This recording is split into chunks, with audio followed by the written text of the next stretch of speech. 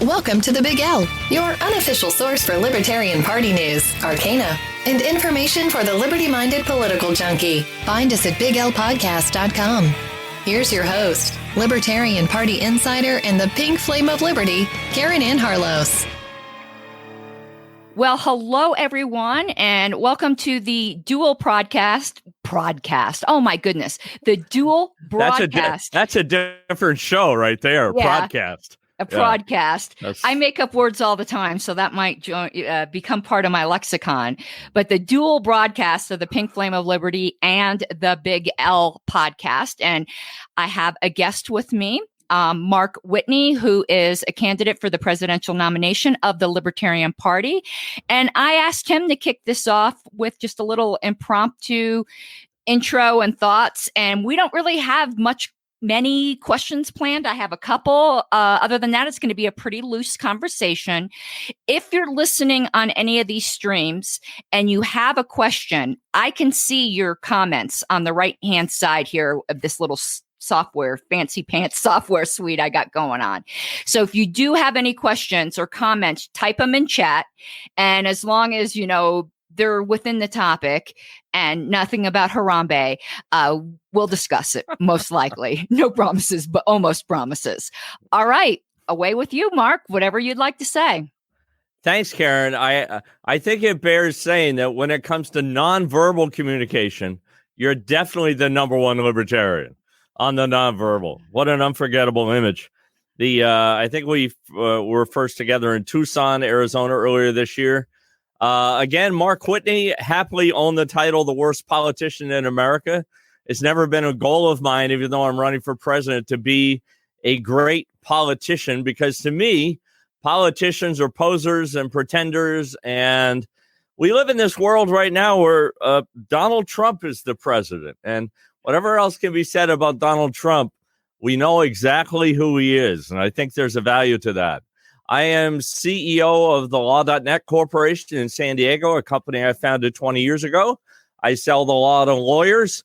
So I've been successful in the dreaded for-profit private market. A lot of presidential candidates in the Libertarian Party worship at the altar of the profit market, but have not been successful in it. For me, liberty do. It's not something you talk about. It's not philosophy. It is what you do. It is action.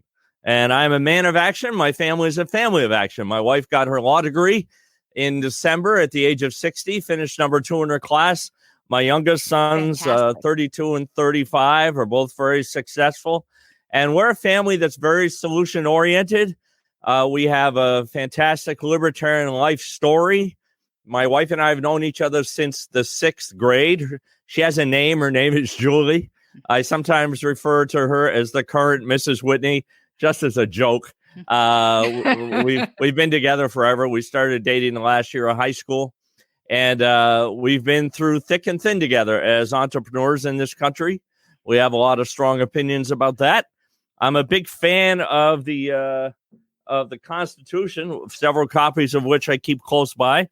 I'm especially a big fan of the Bill of Rights. I'm a big fan also of, let me see if I can put my hands on it here. Big fan of the Libertarian Party platform. I think these two platforms go very nicely together. I'm not looking to overthrow or dissolve the United States. I'm not an anarchist, although I do hate authority. And with that as background, I'm looking forward to a good show, Caryn. All righty. Now, actually, we didn't meet, but I first saw you in California, which was, I think, an earlier. No, you're right. Tucson was earlier. They're the first convention of the year. Right.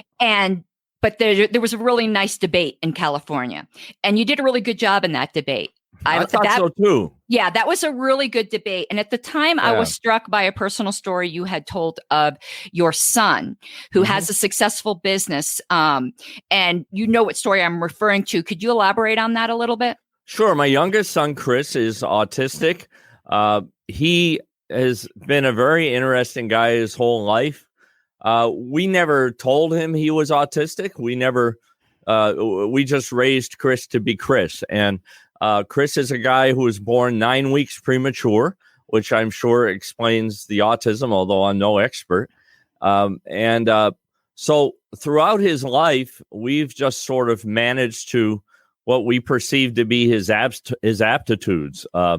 Chris became very interested in figure skating when he was 9 and was a champion figure skater. He has a box of gold medals. He beat most of the as before he was 15. He beat most of the other young men, boys in the country who went on to become national competitors, national champions.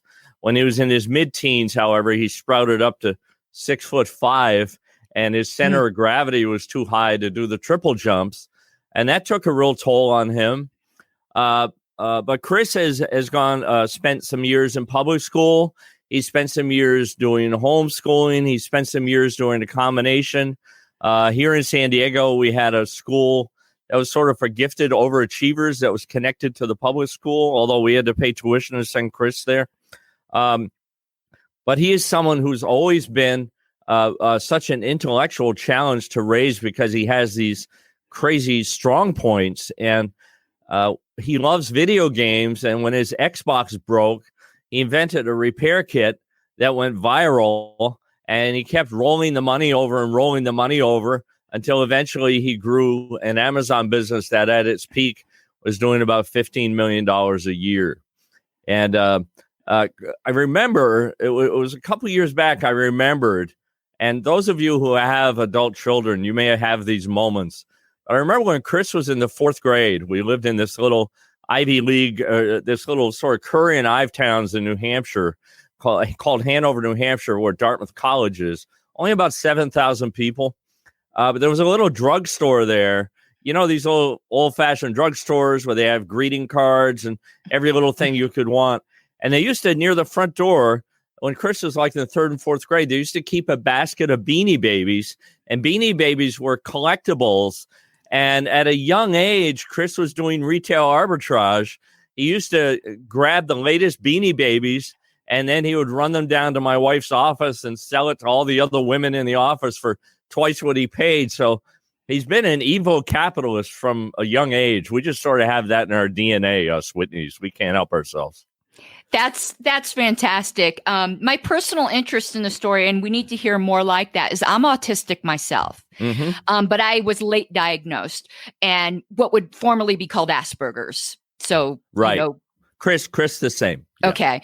And I think there's vast untapped potential in the Aspies. Of course, absolutely. I'm somewhat biased, right? Yeah. Yeah. But I love to hear those success stories because too often we don't hear them. And if you let, I believe, and I think a libertarian free market would do this where you don't try to force all people into one learning model, right? That all the different ways people think will have an opportunity to blossom. So I think that story is just so fantastically inspirational. Yeah, just one of the things you said there about, you know, having sort of a one-size-fits-all learning model. My wife and I grew up in a very blue-collar small town in Vermont and went to public school there. But just an hour and a half away was this community where Dartmouth College is that I spoke of. And neither of our parents at any point in our childhood thought to say, gee, there's an Ivy League town an hour and a half away. Maybe we ought to drive over the hill and see what's going on over there. When my wife and I ended up there raising our kids, one of the things I noticed is that these very quote unquote successful Ivy League parents, the two biggest employers there were Dartmouth College and the hospital associated with Dartmouth College. And one of the things I noticed is that beginning in the womb, when one of our neighbors' wives would become pregnant, they were automatically working to get this baby that had yet to be born into an Ivy League school. And the amount of anxiety and stress and everything that was imposed on their kids was unbelievable. And I did not want to be one of those parents. I've always been a parent who has had a tremendous amount of confidence in myself. And I always felt that if my wife and I provided a good home and we modeled things properly, that everything would work out fine for our children. And one of the things I love about the United States as an entrepreneur, as a creative soul, is I think we have the biggest sandbox in the world. And I truly believe that there is a path for everybody if people are just left to their own devices to kind of figure out who they are by process of elimination, Yep. Agreed. And before the big thing that I had wanted to talk to you about is what had happened in Florida. But we do have some questions, and I want to give priority to the people who, came, took their time to ask questions. Right on. And we have a question here. I think I can put it on the screen here. Right. Aya Katz asks, what is your position about repealing all income tax? I favor repeal of the 16th Amendment, as does the Libertarian Party platform. These days, I've actually pivoted from worst politician in America to calling myself the platform candidate because there's so many candidates who are at odds with the platform. But beyond the actual monetary penalty that the income tax imposes on everybody, as an entrepreneur, one of the reasons I favor repeal of the 16th Amendment, and by the way, I also favor the government costs $400 a week per household to operate, but it only takes in $200 a week. It borrows the other $200. So I favor what I would do as a nominee if I'm doing a 5-minute guest spot on Kimmel is I would talk in terms of getting the federal government down to $100 a week per household. And I favor a use tax to fund that. I think it's fair and proportional.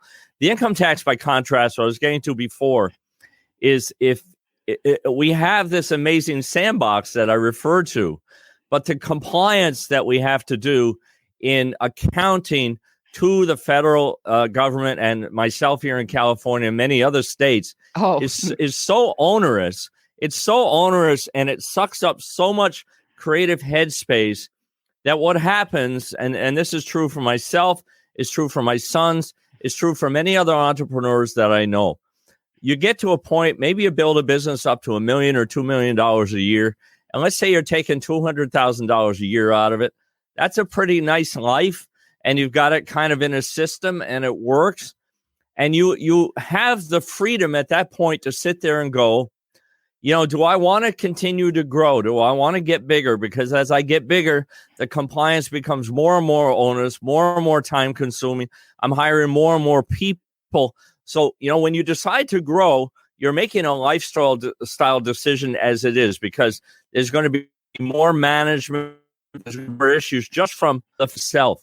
And when you have the threat that is incorporated with all of this accounting that we do to the IRS, it's even true in public companies too. I could never be a CEO of a public company because CEOs have to.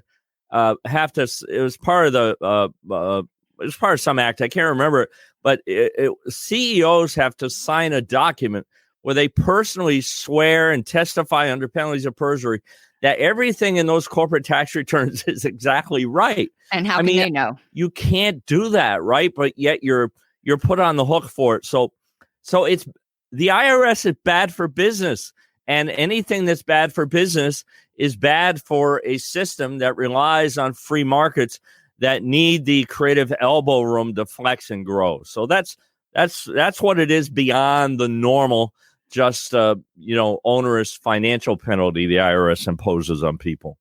When you said use tax, did you mean like user fees? Could you explain what you mean? It could be any combination of dollars, fees, taxes, whatever you want to call it. Any combination of things that is incorporated to your decision to do something, but it would be known. Like I know if I go to a restaurant in San Diego, I'm going to be paying an extra 9%.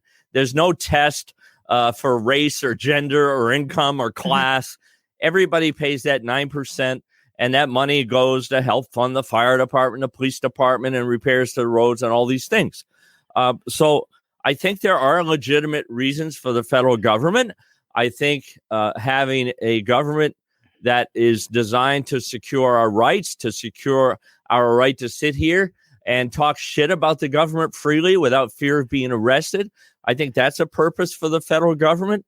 I think taking the federal public defender's office and moving it out of the Department of Justice and making a cabinet level office to show that we believe criminal defendants should have a great defense, that they shouldn't get 10 minutes from somebody.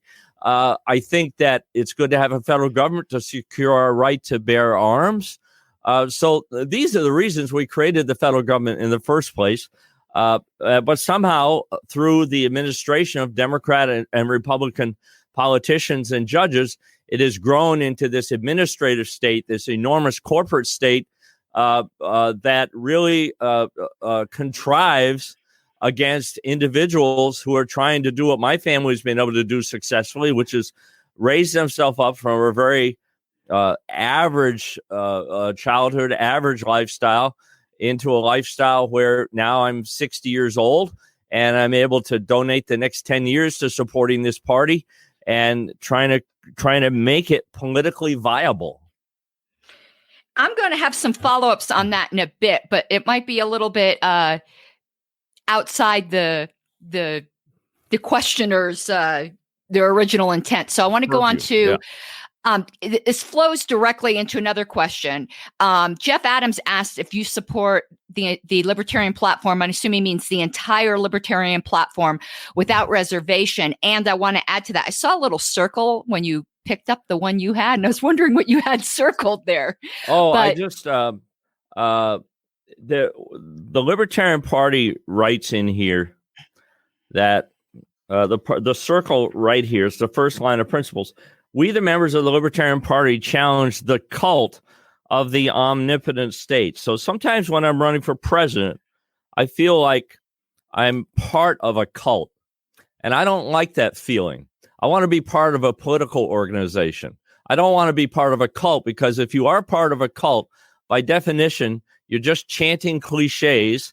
You're chanting conclusory statements, and you haven't done the work. Members of a cult are individuals who defer to some omnipotent leader and check their brains at the door, and I don't want to be that guy.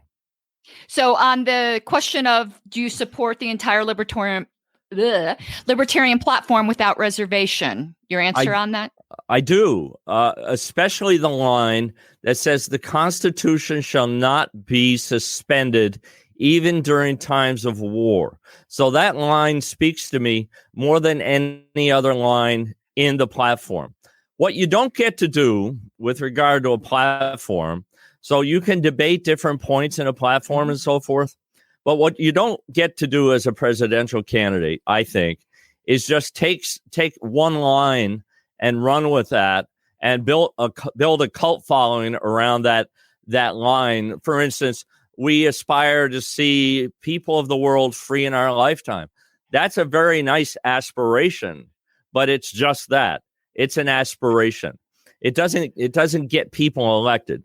What gets people elected is leveraging the framework and the power tools that we, the people, created for ourselves so that we can assert the full authority of our citizenship.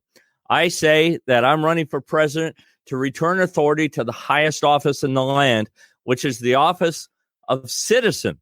And that's why I say all citizens should be allowed to vote. We have 25 million citizens in this country who share my disability. I have a 30-year-old felony conviction. I've been fortunate to live in Vermont and California where I can vote, but all citizens should be able to vote, whether they're in prison or not. There should be no test. Prisoners carry into the cage with them the title of citizen.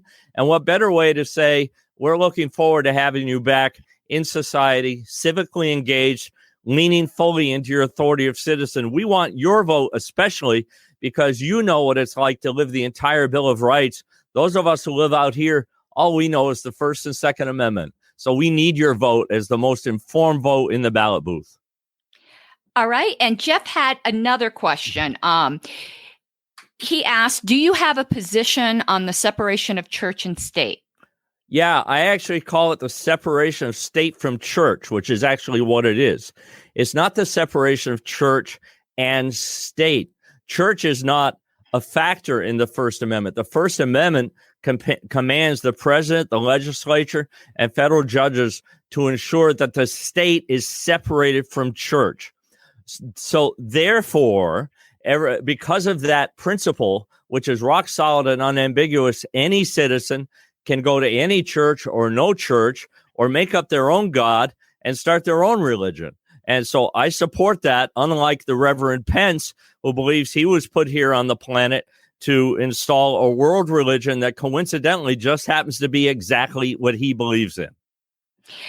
And I don't know if Jeff was going there with this, but this is a common question. Mm-hmm.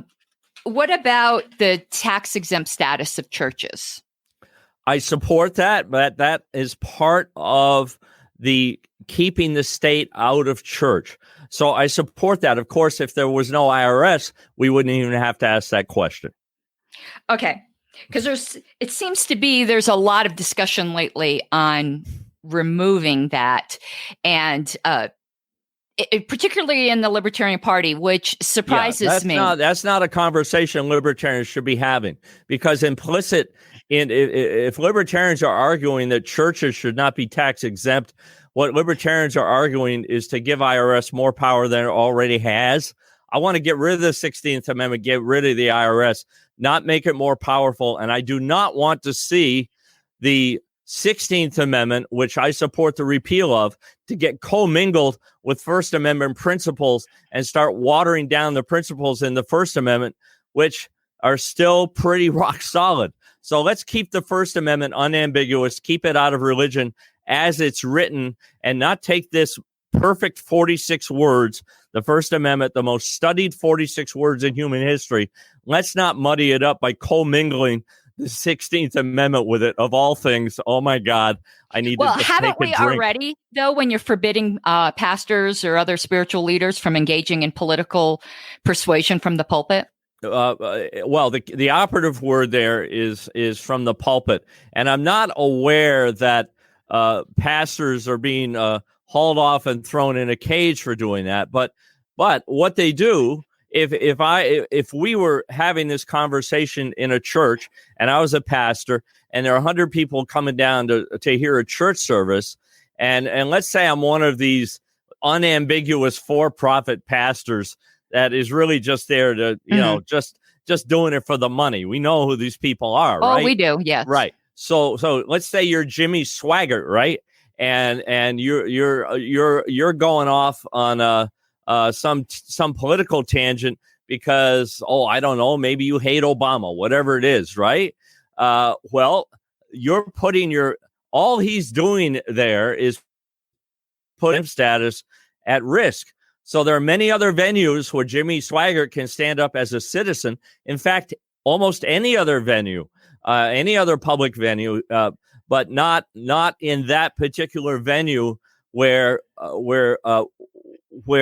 I support the principle of even the Jimmy Swaggarts of the world not having to pay taxes, because I don't want to get involved in this pissing contest of a test of what is a real religion, what is not a real religion, who's a real pastor, who's a priest, who, Episcopal, get into all. We don't have diffuse religions fighting in the street in the United States because of the unambiguous nature of the First Amendment. We don't have Muslims fighting Jews. We don't have Catholics fighting Protestants. We engage in rhetoric. We disagree. It's peaceful. It works. Okay, one more. I'm not to go down the church rabbit hole, but doesn't saying what the pastor can say from the pulpit limit the First Amendment? And it is the state telling the church, well, you can say pretty much anything you want, but you can't say that. And that presumes that the principles that are in someone's faith do not act out in real life. Real life is politics and do not have implications for the political decisions that they'll make. So I was just curious as to your position on that, because it seems to me that is an interference of the state. And it's almost like a bribe. Hey, we'll let you guys have this little treat as long as you don't do this thing. And the whole thing seems to me highly improper. Well, it's a choice that, say, a Jimmy Swaggart makes. So there's nothing to stop a Jimmy Swaggart from having a for-profit church. But he makes the choice to submit the application to be tax exempt. So when he makes that choice, he understands, excuse me, he understands that there's one venue where he has to walk a fine line when it comes to his political speech, and that is when he's standing up there in the pulpit. It doesn't censor him completely. The federal government actually, I sound like such an establishment guy sometimes, but the federal government has really kept its hands off, in a large extent, nonprofit organizations and churches because of the First Amendment. But this is a choice Jimmy Swaggart makes. Again, there's no law against having a for-profit religion. You can do that. But when you seek to have your religion subsidized by the taxpayers, that's the contract you sign. If you don't like that, you can get a clipboard. Article 5 provides 5 ways to amend the Constitution. You can even amend the way we amend the Constitution. We can do whatever we want. It all depends how motivated you are and how much pain you feel you're in. I have to pick at this a little bit because I just see a little bit of an inconsistency, and that's okay. There is. I would stipulate to that there is, because what you have defined is competing interests, and this is the source of litigation and political argument, is when you have two constitutional principles that are in conflict: freedom of religion and freedom of speech. Those are the principles that are in conflict that we're discussing here. I don't think they're in conflict. I think the state created an artificial conflict. Well, the Constitution created the framework for that conflict when the 16th Amendment was ratified, which, again, I support the repeal of that amendment. And if it wasn't for that amendment, we wouldn't even be having this conversation because there would be no tax-exempt churches. Okay, but I'm going to give you some food for thought. Right. And Aya had asked me, why am I focusing just on churches when the same issue exists for other nonprofits? And the reason was because of Jeff's question of church and state. So we were already on the subject of churches, but I would agree with you. I have the same problem with that for other nonprofits. Right. So it's not just for churches. So I just want to tell you, the people who benefit from these nonprofits. I had a business partner back in New Hampshire, and we built a seminar company in the mid-'90s. It was very successful. Actually, a company recruiting candidates. How about that, huh? It was in the private sector, though. But the company became successful, and his wife had been adopted. So they had 2 or 3 children that wanted to adopt children. So he formed a nonprofit, and he turned her adopting children into a tax write-off for his for-profit business. And she traveled around the world and ultimately adopted 7 children. But the nonprofit organization was a sham. It gave him window dressing for his for-profit business to show what a good guy he is. But in fact, what he was doing was using his economic privilege to take advantage of a law that allowed him to get a big write-off so his wife could go out and do what she was going to do anyway and adopt children.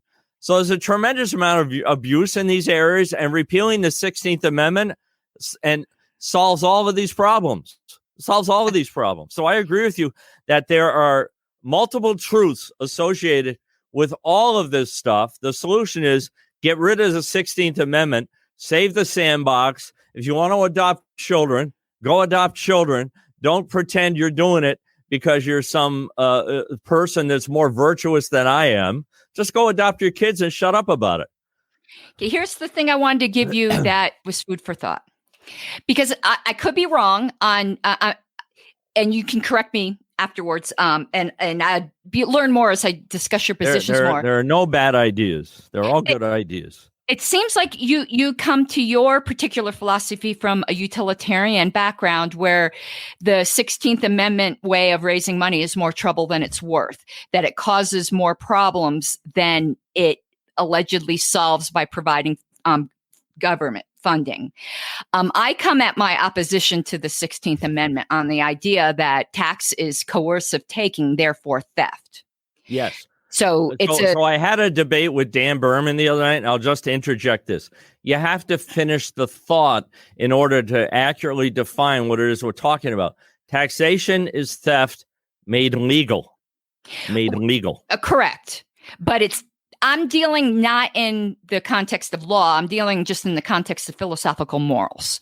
So I think taxation. I don't know how you separate the two. If we are citizens and all rights are natural and all authority comes from the citizens, by definition, we're also talking about the law.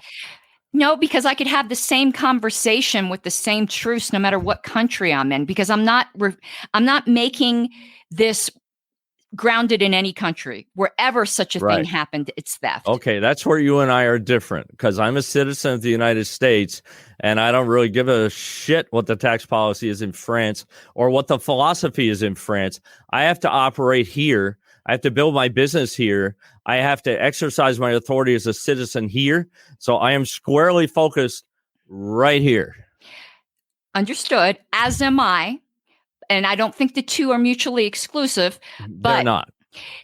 I just wanted to, the one trail that I just wanted you to, maybe food for thought, is if the opposition to taxation of the income tax, I'm opposed to all taxation, but right now and so is the Libertarian Party, by the way, but the income tax is the immediate doable goal. So if the income tax taxation is theft, then people who you talked about using subsidies and people, being able to adopt children by finding loopholes. To me, I say good for them. If someone could escape theft, good for them. I agree with that. Okay. I agree with that. What I'm arguing is that if we didn't have a 16th Amendment, we wouldn't have to be debating whether people were being disingenuous or not. One of the things I've learned as someone who came from, my story is sort of rags to riches to rags to riches. And one of the things I've learned is that you start to build net worth. You start to learn all of the advantages that are built into our system for people that attain a certain economic status. And I oppose that. I'm a level playing field guy. I agree with you. I champion people who use the system that's in place to get the most benefit that they can. And for the same reason, I think that we both oppose the 16th Amendment. But I would prefer that we not have a 16th Amendment in place, which creates a caste system in the United States, which is philosophically unconstitutional, because a citizen is a citizen. Our system does not have a test for your net worth or your intellectual capacity or your gender or your race or your sexual preference or any of that. It's blind to all of that. And that's one of the reasons I'm so opposed to the 16th Amendment, so that we don't have to have even philosophy around this topic. We wouldn't have to have philosophy around it. We would just be going about our business, and we would understand. Everyone, I think most people would agree that there are legitimate purposes for government. Within the libertarian bubble, there is a percentage of people who disagree with that. But if you go outside the libertarian bubble and you start talking about anarchy or rolling up the United States, that is the most extreme act of political marginalization that you can commit, way worse than what I did in Florida. Well, just full disclosure, I'm an anarchist if you didn't know. I don't want that to be the elephant in the room. So I share the philosophy, but it's just that. It's not a thing, and it's not part of the Libertarian Party platform. Our platform states foursquare, the Constitution shall not be suspended even in wartime. So if you are an anarchist and you're running for president, you're literally using this platform to destroy the Libertarian Party, because without the First Amendment, which gets repealed in an anarchist society, there is no Libertarian Party. So my question is, have you thought this through? Oh, I really have. And I want to give you fair warning. Right. I'm the party historian on the platform. Right. This might not be an area you want to debate me on, but that's fine. All that we can debate is the text. The rest of it doesn't matter. It has nothing to do with anything. The text is what drives the argument. Certainly. And I'm going to quote to you some text. Okay. The Libertarian Party platform is transitional. It says things that are doable within the realities that we have today. The reality today is that we have certain protections under the Constitution. But if you look at our bylaws, it says that the Libertarian Party is founded upon the statement of principles, not upon the platform. And the statement of principles makes government optional. And that was done on purpose in 1974 in order to make minarchists and anarchists completely welcome within the party. The party the Libertarian itself, Party didn't make government optional. Government is optional. The bylaws that the Libertarian Party rests on and the Constitution, they're just bylaws, and they evolve, as you say, and they're transitional by definition. So the Libertarian Party's organizational bylaws and the platform are no different from any other organization in that regard. Oh, I'm sorry, Mr. Whitney, but you can tell yourself that story. But okay, all organizations evolve. And they are all transitional by definition, and that's why executives come and go, people come and go. Mark, so, what's the threshold to amend the statement of principles? The threshold, I don't know. I'd have to look at the bylaws to tell you that, because that would tell you the chances of it changing. That is common in all organizations. Right. It's very difficult to amend the foundation. So if the members of a foundation are not able to get critical mass, it's often 2/3 or 75% to do that, then guess what they do? They start a competing organization. They start their own party, and then that party competes, and both parties end up better for it. Of course. So what? But just an FYI, the statement of principles is, for all intents and purposes, impossible to change.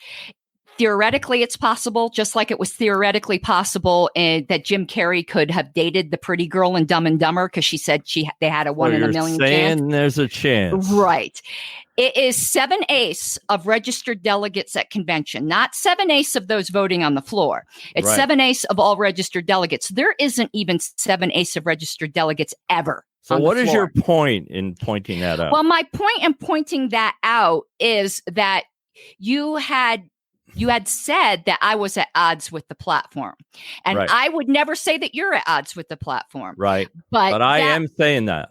Well, you are incorrect. And but that's okay. You can think that. I was just letting you know that. So let's just in the real world. What is the precedent in a political world where you're trying to, it's a political organization we have here that's founded for the purpose of electing and defeating candidates. 48-year history of not electing candidates. So what exactly is the point? Okay, I would also say you somewhat misstated the purpose. The purpose is also stated in our bylaws. And electing candidates and running candidates is part of the purpose, but it's not the entire purpose. And the founders of the party, several of whom were anarchists themselves, such as Roy Childs, stated that it was both educational and political because they believed that politics was a lagging indicator of social change that had already taken place. Right. There were a lot of different reasons. So I think by definition, whenever you're involved in a political organization, you are by definition also involved in education, persuasion, rhetoric, all the things that come with that. But I am, look, I've been a chief executive for 20 years. I'm a transactional guy.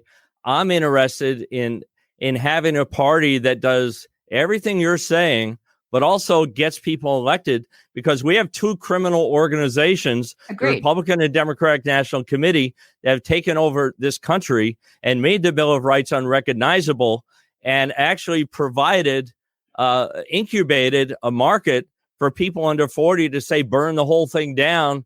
And I'm here to remind people the power they have as citizens, as someone with a high school education, who defeated the largest law firm in the world, the Department of Justice, 3 times, talked the IRS down from $1 million to $20,000, used his First Amendment rights to sue a president. And I believe that we need to be more courageous as citizens.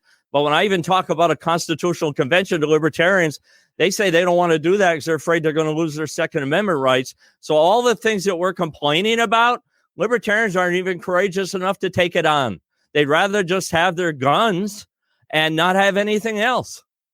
Well, everyone has I'm a pacifist, believe it or not. I fully support your right to own guns, and I'm pretty vociferous about it, but I'm not a gun nut myself. Right. And I don't say that in an insulting way. I say that in a loving way. I love my gun nut loving libertarians.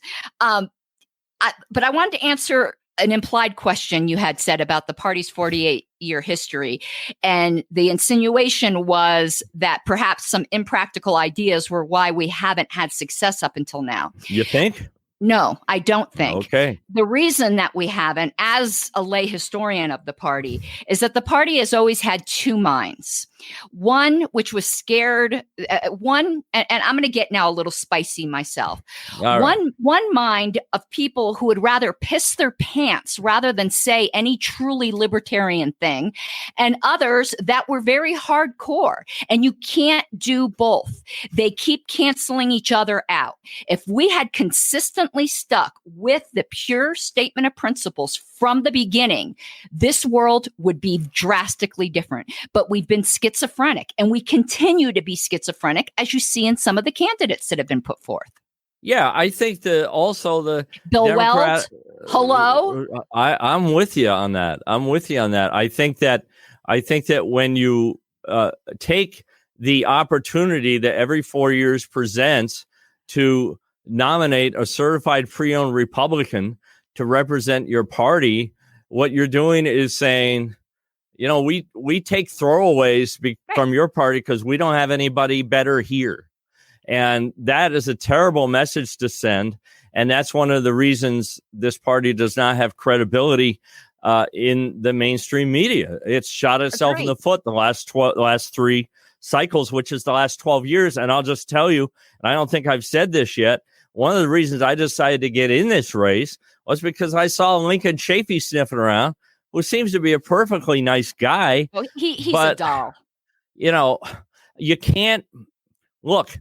I have a scorched earth point of view with regard to these two criminal organizations that have just put a second steering wheel over these fundamental principles in the First and Second and 14th Amendment and made them unrecognizable.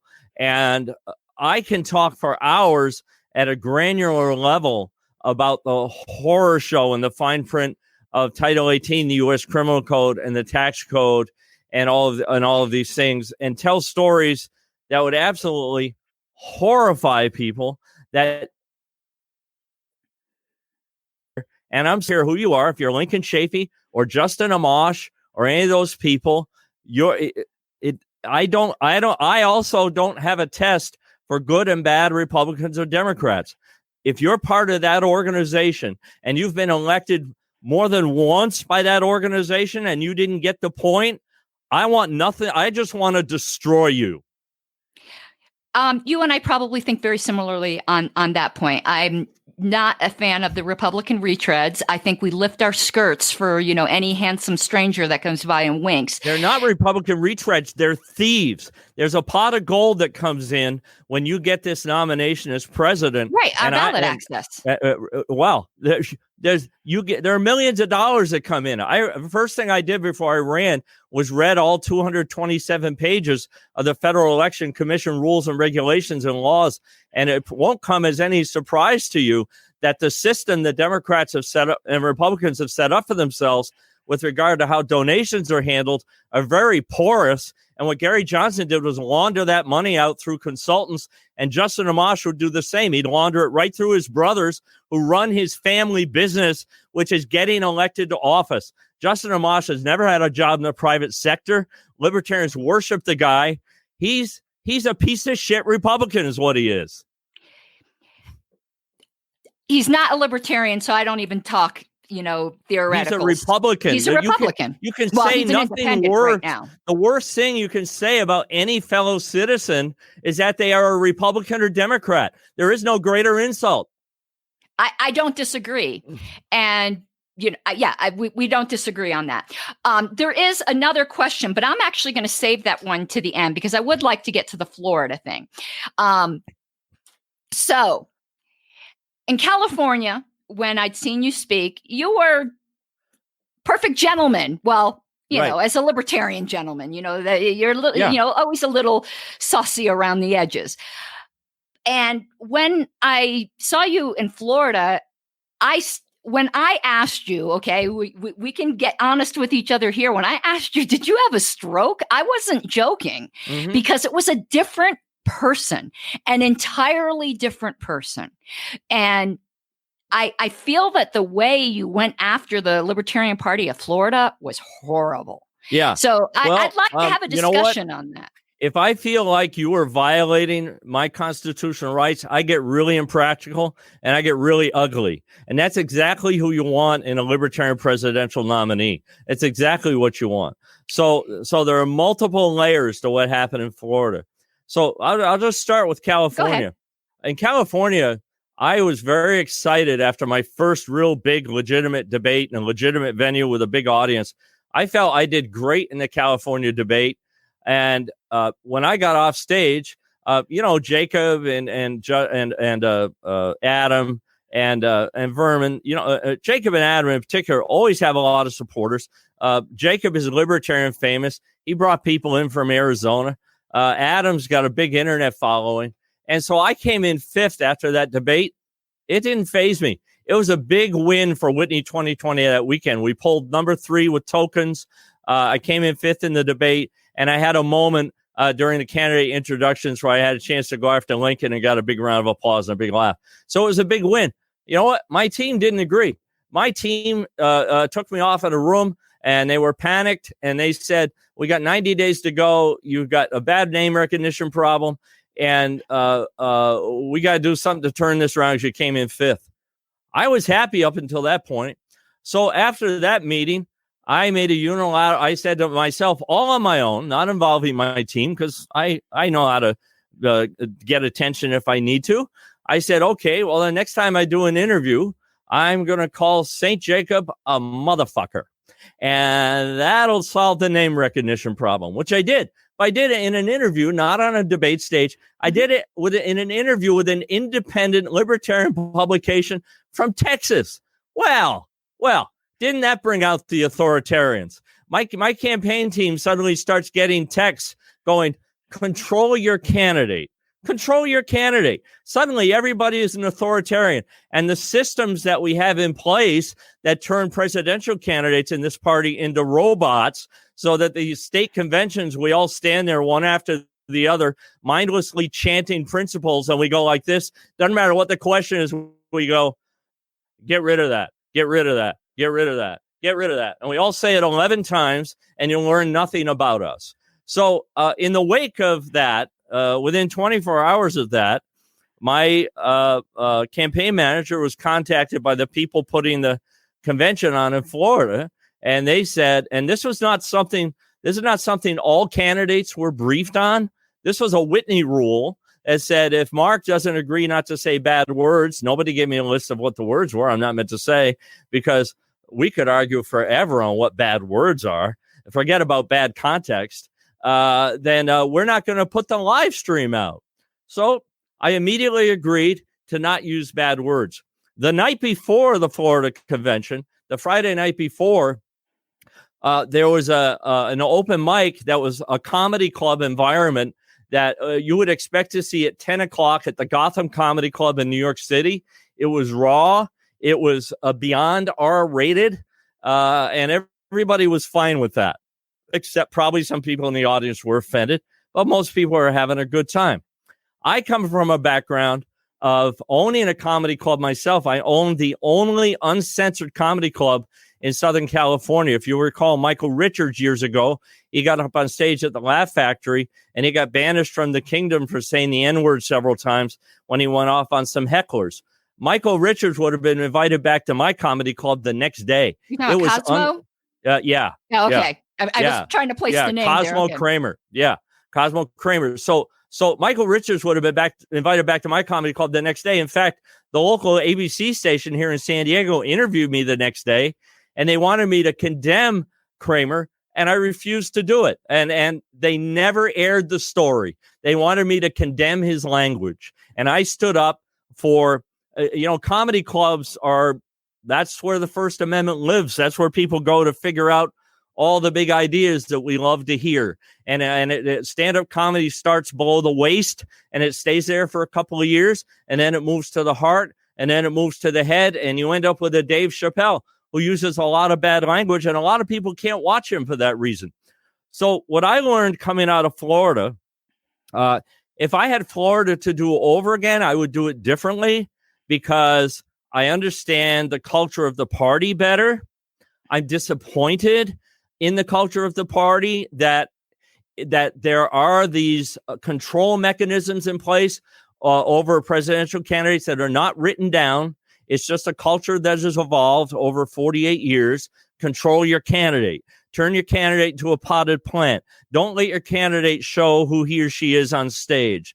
So what you saw in Florida was multiple things. I was objecting as a citizen to what I felt was a violation of my right to engage in unfettered political speech and let the end user of the debate decide what they thought about my verbal and nonverbal choices. I objected to that. I only wanted to be able to choose the words. I don't want some moderator imposing their sensibilities on the body politic. I want the body politic, the citizens, to be able to decide. Okay, I've got some follow-ups now. Okay. Okay, but the other thing, the last thing is, I think it's a bad look for any political organization, particularly the Libertarian Party, to engage in censorship of political speech.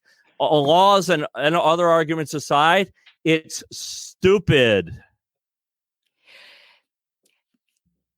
There are some points on which we agree, but more points on which we disagree. Great. Let's talk about those. The others are boring. I want to talk about the ones we agree on first in principle. Okay. I see a disturbing movement, even within the Libertarian Party, but within culture in general, that it's the whole starting to label speech as other things. Like, this is hate speech. No, it's free speech. Huge problem.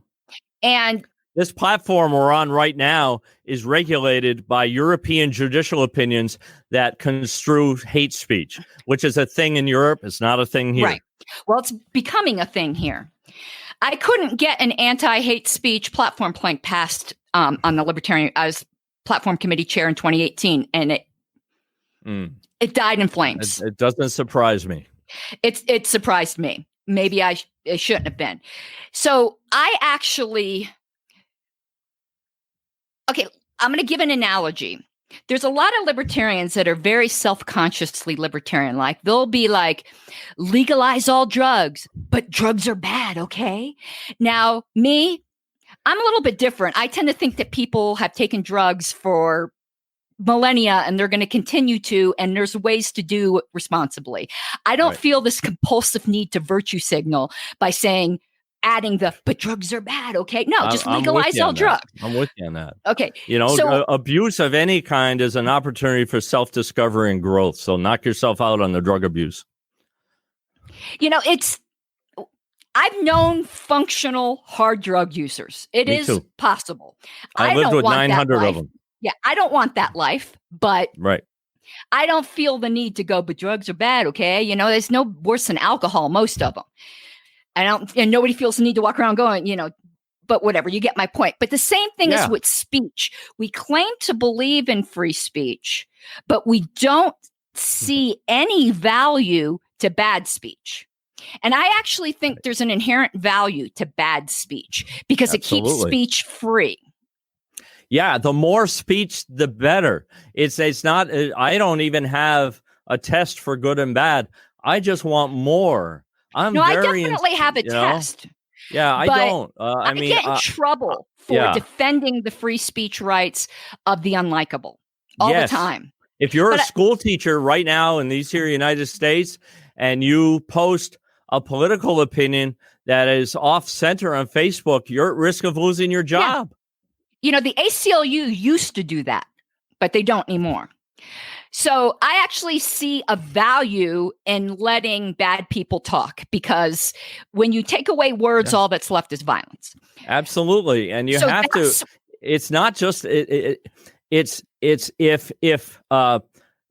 people that say, this came up in my debate with Brian Ellison the other night, the presidential debate, Brian brings up Nazis, and I'm like, If that Nazi is saying hateful, vile things and it's peaceful, and I'm a lawyer, that's the first person I want to defend, because that is going to ensure that the Libertarian Party exists without any challenges. That's why you do it. The funny thing is, that's why Brian Ellison's running against me for secretary, is because of that. I do not believe words get violence. I do not believe in the punch a Nazi mentality. Yeah. More speech makes everything better. And apparently that now makes me a Nazi. Guess I'm quite unusual. I got to learn my goose step, I guess. I don't know if any pacifists are Nazis. Do they even have pink Nazis? I don't think they have pink pacifists, Nazis, so. Christian, but whatever. Okay, so there's where we agree on the. I'm a free speech purist. Right. Same here. Obviously, right? I set myself on fire in a room of 200 people. But see, I don't think that was exercising free speech purity. And this is where we disagree. Okay. Now, in talking about inherent, and one chupacabra I want to eliminate, because people, I don't like shallow thinking. And when I bring up free speech purity, people go, ooh, but you can't call fire in a crowded theater. You can if there's a fire.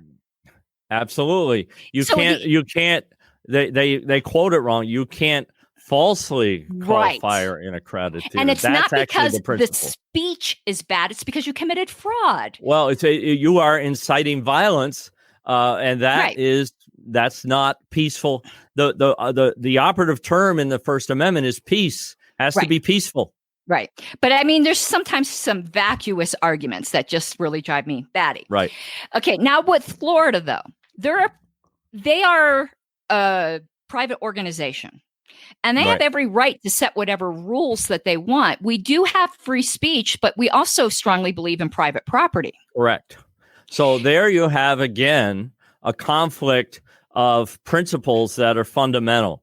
So I have argued this, and I've had nice conversations with the chairman of the Florida Libertarian Party. I've been on Davy Parrish's podcast since. But this has been my argument, and I disagree with Jacob Hornberger. So Jacob basically made the argument that a public forum where all the speakers are presidential candidates, and the purpose of it is for people to decide who they want to vote for. He basically argued that it's just like your living room. Well, I disagree. The Libertarian Party of Florida has, to call back, is subsidized by taxpayers for the purpose of putting on political forums like this so voters can make decisions, exercise their authority as citizens. So if there was litigation and we went before a panel of libertarian judges, where do you think they would come down? You think they would come down on the right of citizens to hear the forum and make the decisions for themselves based not on someone else's property? Everything is held on somebody else's property. Everything. Correct. Everything. Correct. So you're saying it's the same as somebody's living room.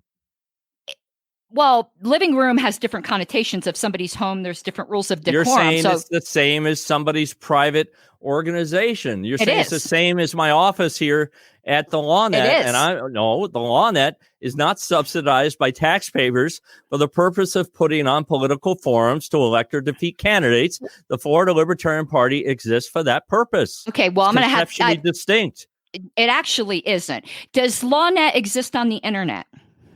The law.net. Yes. The internet was originally formed, as a defense system. Okay, wait a minute. Time out. This is going down a rabbit hole. The LawNet was not formed. All of us are subsidized. All of us. No. Okay. The Florida Libertarian Party has special subsidies that are provided by taxpayers, as we just discussed earlier today. No, we actually didn't. Come on, we did. We talked about nonprofit organizations. Yeah, it's they have restrictions. Organization. They don't have, what are their subsidies? I'm really dying to hear them. They don't pay taxes on the money they collect. They don't pay taxes on the money they collect because they exist for a public purpose of electing or defeating candidates. This is not an intellectual leap here. It's the fact that you're disagreeing shows the strength of my argument. No, actually, it doesn't. So Trump should be able to come in and take over the Libertarian Party convention? Trump is free to become a libertarian if he wants to and compete everybody else. Why does he have to become a libertarian to do that? Because the Libertarian Party is the Libertarian National Party is also an organization formed pursuant to certain laws. Mm-hmm. It has a platform, it has a set of bylaws, and we all have to comply by that. I can be voted out. That's very authoritarian of you, though. It is not authoritarian. Yes, it is under your own logic. I'm not endorsing it. I'm stating a fact that the Libertarian Party is an organization that is subsidized by taxpayers for political reasons. What is so hard about that? That's a fact. We are all subsidized in some way. The government has made it impossible not to be. In some way. It just so happens that our organization is subsidized for the purpose of putting on political forums so we can exercise self-government. That is actually not the purpose. It's so fundamental as to not even require discussion. Okay, so because they're there to, could you have just in the middle of Chair Nakala's bylaws debate or whatever item of business, just got up there and start talking? I mean, they're subsidized by the state, and you can That's a question that you ask when you have cognitive dissonance and you're unable to respond to my point. And when somebody you go right to the red herring, right? It's what people do with abortion. So would you allow abortion the day before the baby was meant to be born? It's that kind of question. That means I won the argument. And when you don't answer the question, I think that is appealing to fallacy. You know what? I answer questions that are asked in good faith. That's a question that's intended to marginalize me as someone who is standing up for a basic principle of unfettered political speech, which if this party doesn't stand for that, you know what? Y'all just take this and do that right there. We stand for private property as well. You do not. I acknowledge that we have two fundamental principles in conflict. They're not in conflict. And I'm arguing they are in conflict unless you mindlessly say that all venues are the same and exist for the same purpose, which everybody listening to this knows is not true. They do. And that's why when you go to a certain thing, certain things are expected. Each event has its own expectations. Excuse me. My expectations of a libertarian presidential debate is that it should be uncensored. That's my expectation. That's my expectation. I made that expectation known in Florida. Mm-hmm. That is still my expectation. If I was producing it, that would be the way it would be. But I wasn't producing it. The Libertarian Party of Florida was producing it. And they and you are asserting on their behalf the right to do what they did. And I'm saying if there was litigation, a libertarian federal judge would take my side. I believe that's true. I believe that it violates the 9th Amendment right to representation on the part of citizens. That would be my argument. I've studied this crap for hundreds of hours, and I believe I would win, and I would litigate it all the way to Supreme Court, and I would spend $500,000 to do it. That's very nice. I see we're having a measuring contest now. I'm a paralegal, been a paralegal for 20 years. I know the laws well. What I'm doing, so does every judge and everyone in Congress. Are all lawyers, and they all claim to know the law. And what we do with the law is we argue, we assert ourselves, we make our best argument pursuant to the First Amendment. When we disagree, we access the courts, and it lands where it lands. And I am asserting, based on someone who has personally beat the Department of Justice 3 times on appeal, citing the Constitution, that I would win that argument, just like I'm winning it here today. Can I tell you that usually the person who has to say they won doesn't usually, that is an indicator usually that they haven't, but this isn't a debate. You're entitled to your opinion, and it is a debate. Oh, I'm not, no. I don't debate anymore. Well, we disagree, and we're arguing. What do you call it? I call it a discussion because they're okay. Well, it's also a discussion. That's a debate is within the umbrella of discussion. Okay, I'm not going to argue semantics. I can say though that I have not insulted you yet once, and you've resulted to insult, and that's okay. I haven't insulted you. I'm having a principled disagreement, like I did in Florida. Okay, I have much higher expectations of the Libertarian Party than it has for itself. You don't see that that's an ad hominem, and you don't see that when I ask a question, you immediately accuse me of bad faith, and it wasn't in bad faith. I can tell you it wasn't in bad faith. It's a category of questions that people ask. You know, when you go to the red herring question, when you go to the farthest extreme, I don't believe it's a red herring, though. It is. Look, all property is the same. Is that what you want me to stipulate to? I'm not going to do that. I didn't say all property was the same, but I do. assert you recognize the difference in the venue. You recognize the difference when we talk about pastors in churches. You understood the difference in venues then. So there is, now we're getting somewhere. So you agree then, because there's a certain expectation at that certain agenda time that there's going to be platform debate or bylaws debate, and it would be inappropriate for you to get up at the mic and interrupt the proceedings. We agree. Yeah, but that's not none of that happened in Florida. You're correct, but it's what follows from your argument. I took the stage when it was my turn to take the stage, and I participated as a candidate throughout the entire debate, just like the other candidates. I just had different answers to the questions. Okay, I want to step back. Bring it on, authoritarians was one of my answers. It was. I want to step back and take a breather, because I don't feel any hostility towards you, and I don't want this to be hostile. I don't feel hostility toward you either. Okay, I just want to make sure, because I'm doing business here. Okay, I just wanted to make sure, because to me, I'm going to give you the sappy woman thing. It wasn't personal in Florida either. I was up there doing business. And by the way, as I was doing it, I did see an opportunity in being the only candidate who stood up for uncensored political speech. That is the right position to take. All other things aside, as a libertarian presidential nominee, if you don't stand for that, you stand for nothing. In a forum, though, that someone else is providing, they also put time limits. They have a moderator that you have to accept or not be there. Correct. So I do not believe, and those rules apply to all the candidates, right? But only I was taken aside to have my speech regulated, because you're the only one who had a past history of doing things like not in debates. So here's what the problem is. Okay. And one of the problems I have in this campaign is I am very comfortable on my feet. And that makes a lot of people uncomfortable. Okay. Because this party's comfort level is not even close to where it needs to be as an organization to be politically viable. Its comfort level is like 10% of what it needs to be. Okay. I know how to win things. I know how to succeed, and I know how to lead an audience with confidence. You didn't lead the audience in Florida. Right. So that was one bad night. You get to do another show the next day. I slept like a baby that night. Everybody else was all upset. But I'm just saying. Good, you know? There's a point now, I think I'd agree with you. If you were the only candidate singled out for informing of a speech code, that was wrong. Of course. Especially after you've paid the money to go to Florida. Yeah, my son traveled 3,000 miles from Oregon to join me, and my autistic son, he was traumatized for a week after that. And I know that I'm doing that to him when I'm up there on stage, but I feel so strongly about the principle of unfettered, uncensored political speech, regardless of any other arguments.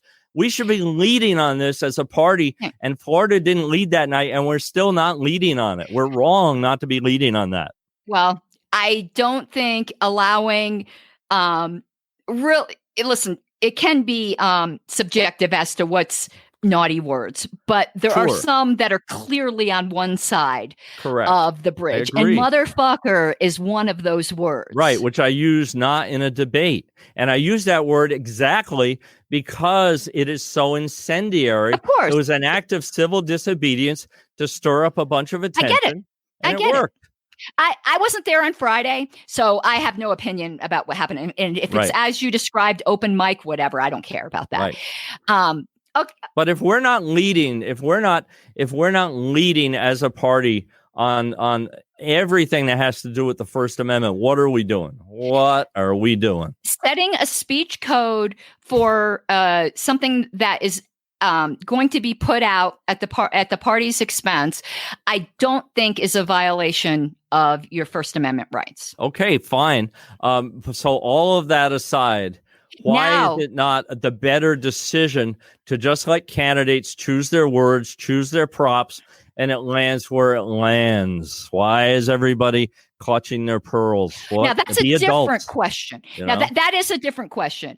If it were my choice, I would probably do that because it's the Streisand effect. And I think we saw that because you admitted that you acted out a bit because you felt like you were being chafed. Yeah, I said I'm going to go in and I'm going to tell people that I am here under protest. And I did that in my opening statement, and people sat on their hands. And I said to myself, okay, the rest of this night is going to be an act of civil disobedience. That's what I said to myself. That's what I did. And it was détente. They were unmovable. I was unmovable. We agree to disagree, and life goes on. Wisdom is the better part of valor, is a saying. And Florida has, 60 to 70 delegates. Right. I just don't think that was the best decision on your There are part. more important things than winning the nomination of this party, because Agreed. as it stands right now, unless I am the nominee, it will be a non-event, as it is every 4 years. You'll get courtesy treatment from the media. If Jacob Hornberger is the nominee, the lights after Austin will be on for about 4 hours, and then they will turn to other things. I have a great libertarian story that the journalists at the Wall Street Traded Media will look at my story, and they'll be thinking Pulitzer Prize. And if I can get on the late night shows and do 5 minutes of Chappelle level stand up on Kimmel, I'll be on every show. I might get to host SNL, and it's possible that $100 million comes in. It's possible to get on the debate stage, but we're going to nominate some boring guy that chants principles and gives freedom a bad name. Knock yourself out with that. One last thing on Florida, and you take this for whatever it's worth. You do not have to take my kind suggestion, but I really do think you owe the Convention Planning Committee of Florida an apology. I apologize to Florida on Davy Parrish podcast. Okay, I didn't hear it, so I'm glad to hear it. I'm glad to hear it. So other people probably didn't hear it. So hopefully those people would hear it now. I've been on a convention committee, and oh my God, is it thankless work. And by the time you get to convention, you are so drained that to have a pile on like that just feels really shitty. I understand. And I'm sure that it was very disillusioning for them having to plan this grand event and have that happen. I'm sure that was a problem. But, the context that I apologize in, and it wasn't a non-apology apology.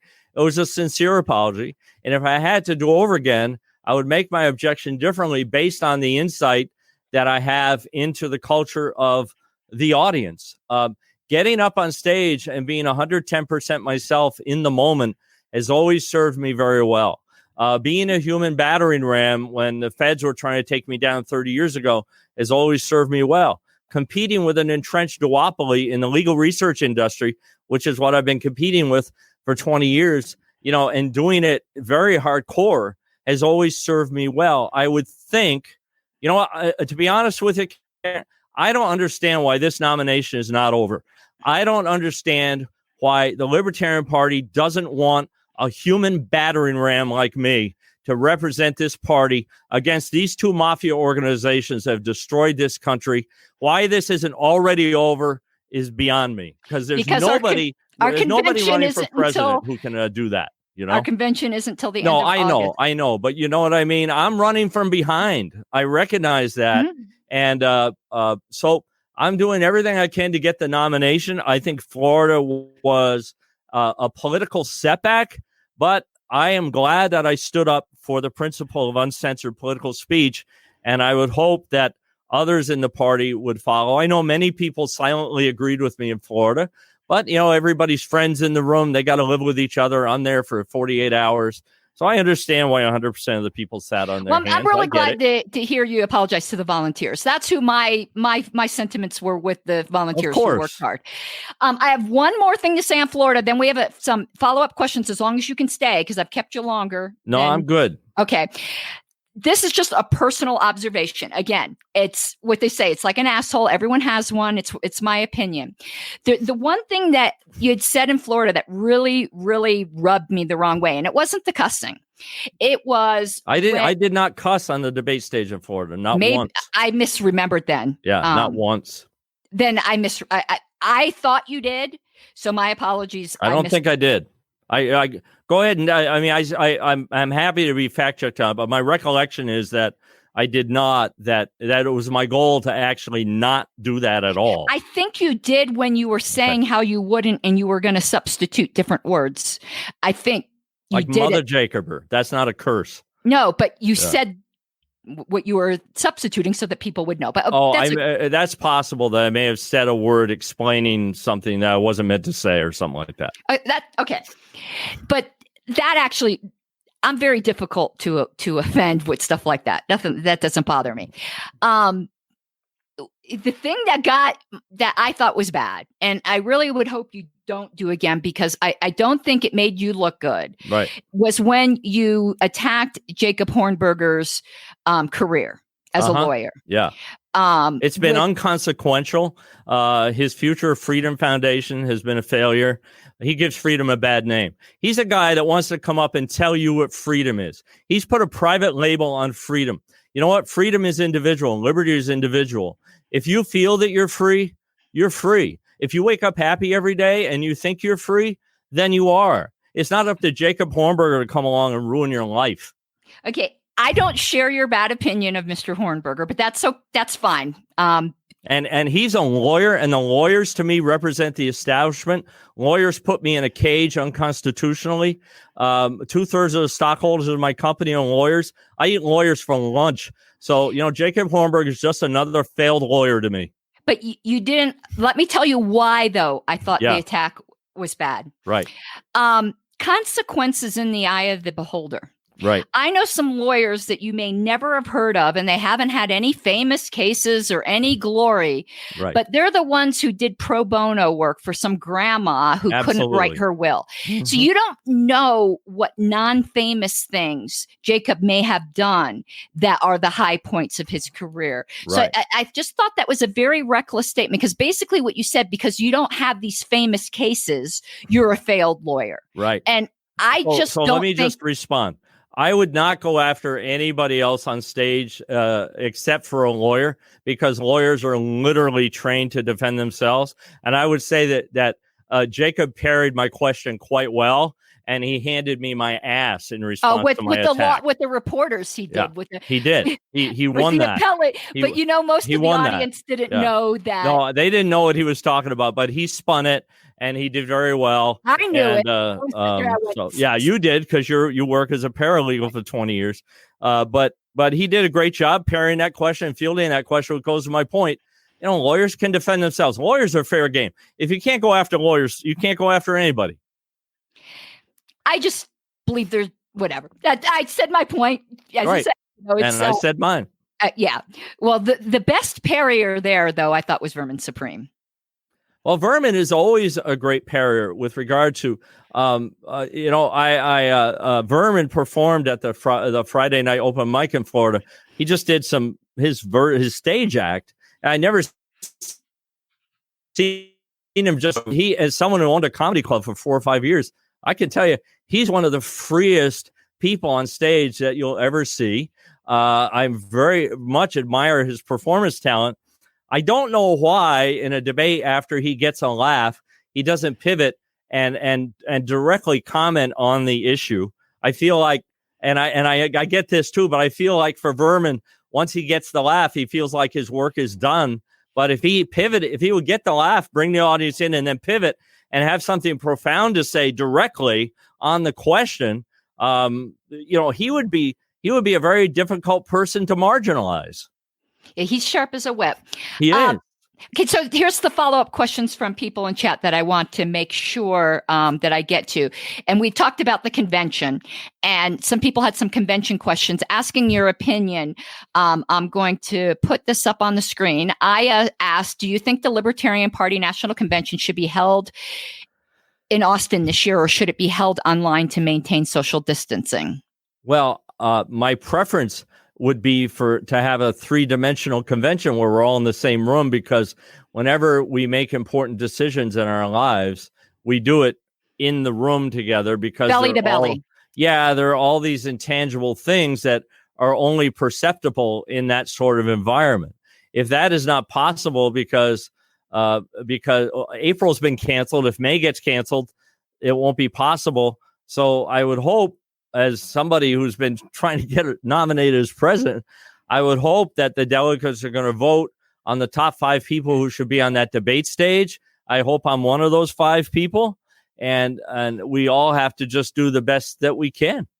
FYI, I disagree entirely with the limiting it to 5 candidates.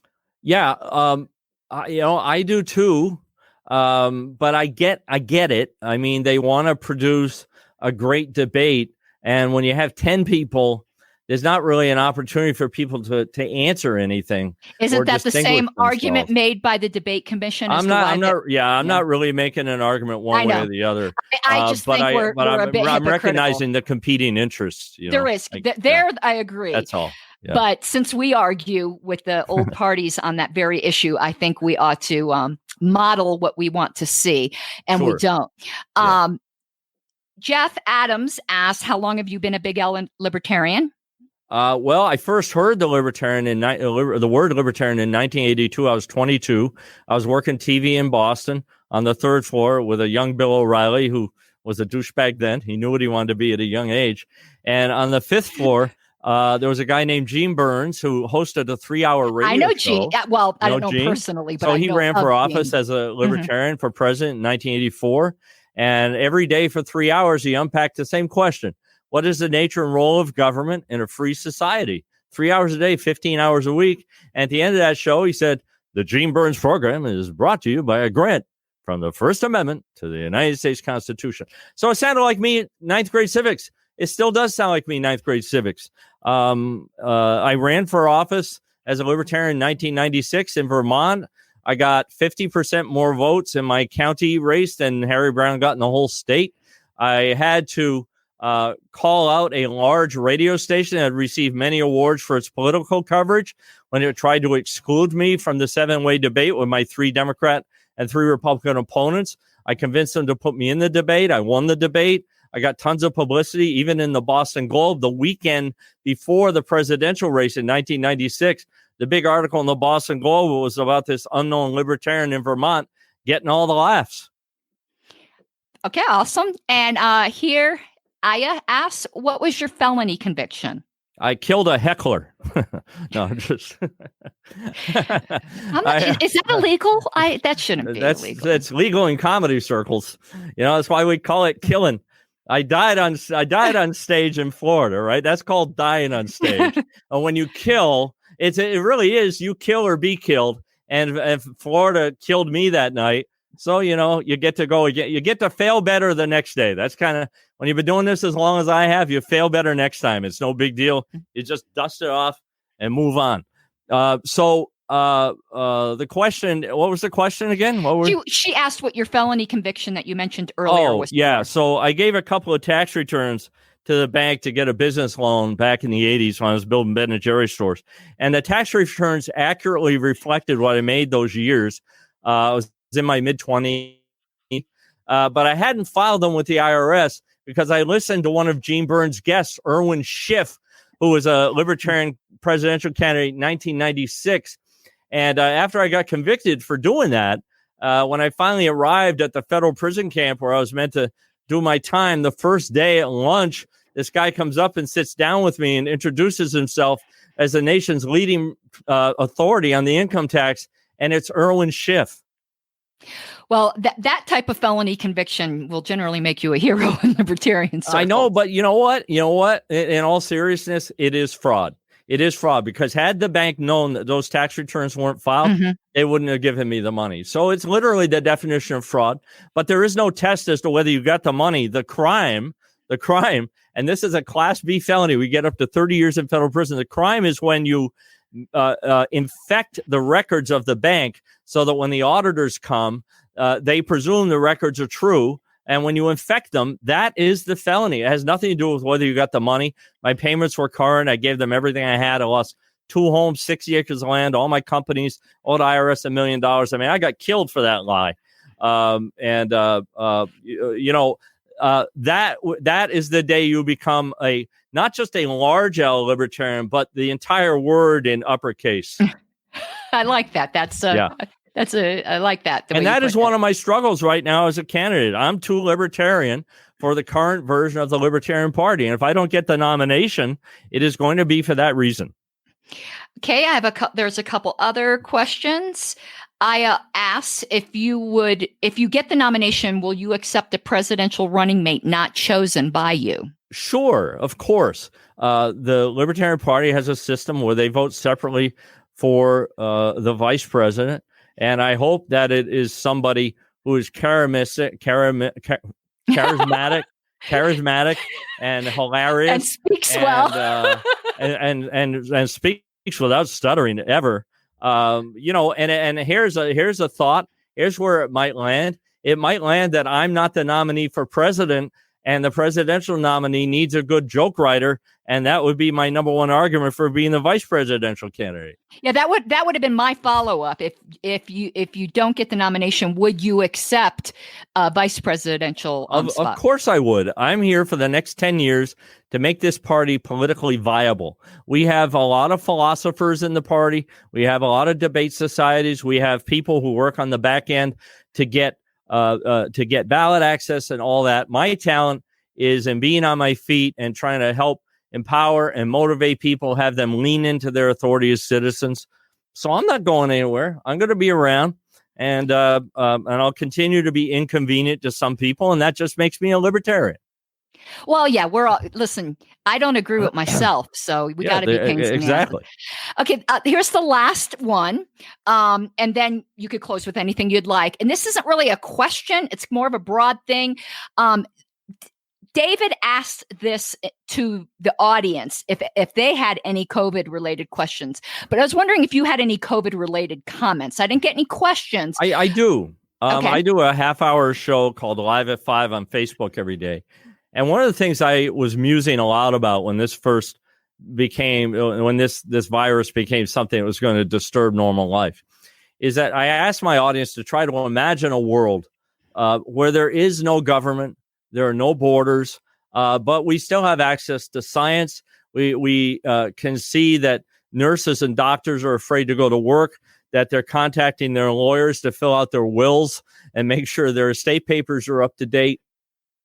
As somebody whose job it was before things started getting canceled, it was literally my job to hang out at airports, get on airplanes, go to hotels, and this is key, make sure I shake every hand. That was literally my job. So just as a moral person, I would be doing what I'm doing now, which is isolate myself, because I assume I'm radioactive. And there are a lot of radioactive people walking around who don't feel radioactive. They just feel perfectly healthy. So, this is not a time to claim you have all the answers. It's just a time to try to, there are times where you just have to get through it, and you have to assess the problems and opportunities that come up. And I think we're going to have an opportunity on the flip side of this thing as libertarians to make an argument that even the government recognized a lot of its laws were superfluous. Mm-hmm. And that's the sort of thing I'm paying attention to right now. Yeah, today all kinds of things got waived in Colorado, like, oh, your candidates don't have to have their things notarized. Yeah, then why did they ever have to have them notarized? And in San Diego, the cops are issuing a lot of citations where under normal circumstances, they'd be slapping the cuffs on. You have to post cash bail. So it raises the question, why are we not doing that anyway? We should be doing the least intrusive thing to achieve whatever the end is, right? Yep, agree there. All right. I think we're nearing the end. So if there's any conclusory comments that you have, this has been very lively. Your software is pretty good. I like this StreamYard you're using. You've got it working really well. I can actually StreamYard amplifies the questions graphically, so I can see them on the monitor here as you're asking them. It's very helpful as a guest. And you can the host, I think, I'm not sure if you can, but you probably can type in there as well yourself. It's fantastic. You're all a bunch of just joke. It's a joke. It's a callback. We call that a callback. Oh, no, I got it. You're supposed to go too soon. Too soon. It's never too soon. My friend Anthony Jeselnik, who's a great comic, his whole thing is too soon. Like, that's his hook, is that he's always too soon. And it's so much a part of his brand that when something horrible, he doesn't have to follow the news. Yeah. When something horrible happens, his phone blows up and his friends go, "Don't, Anthony, don't." Oh, boy. Excuse me. This is my drug of choice, my Diet Dew. One sec. Right. Well, it's really been a pleasure having you on, Mark. I am so Terrific. glad that you spent this time. And I think it was a lovely, lively, challenging conversation. As they all should be. You're a great host.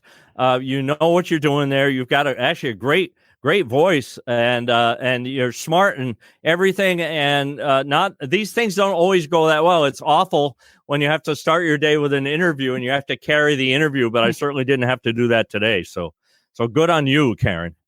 All right. Well, thank you so much. And I will send you links to where all these things are posted. Yep. So Won't be shy about sharing. All right. Have an awesome day. Okay. All right. Keep Bye-bye. banging. Thanks. Thank you for listening to The Big L, where size does matter. Subscribe today and help support the show by going to BigLPodcast.com. This has been a Pax Libertas Productions podcast. I must take this time to disseminate the appropriate disclaimers and advisories. If it pleases the Crown, while I am an officer of the National Libertarian Party and have in fact sold my soul to the blessed chicken on a stick, all opinions, perspectives, rants, jokes, and outbursts of any and all kinds are solely me speaking on my own behalf and not on behalf of the party. I am not the party spokesperson, just a fanatic who happens to hold a position. Before anything else, I am a liberty activist, just like you. And if you call me a politician, I die a little inside. Thank you.